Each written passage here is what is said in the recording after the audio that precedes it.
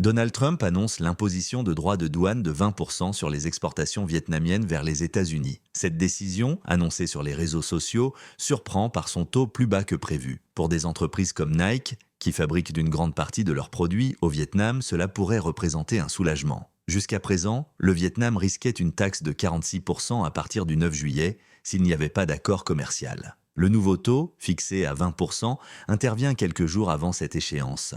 Pourtant, peu de détails ont été communiqués sur l'accord entre les deux pays. On ignore encore quels produits seront exactement concernés par ce taux, ou si certains bénéficieront de tarifs différents. Le gouvernement vietnamien, de son côté, a publié un communiqué saluant ce qu'il qualifie de cadre commercial. Il promet en échange d'offrir un accès préférentiel aux produits américains, notamment pour les grosses voitures à moteur. En revanche, les produits provenant de pays tiers et réexpédiés via le Vietnam seront toujours soumis à une taxe de 40%. Cette mesure vise surtout les marchandises fabriquées en Chine, mais étiquetées comme fabriquées au Vietnam. Un expert du commerce international souligne que la notion de réexpédition reste floue et sujette à interprétation. Le Vietnam attire l'attention en tant que nouveau poids lourd de l'exportation. Depuis 2018, ses exportations vers les États-Unis ont presque triplé, passant de moins de 50 milliards à 137 milliards de dollars en 2024. En comparaison, les exportations américaines vers le Vietnam n'ont augmenté que de 30% sur la même période.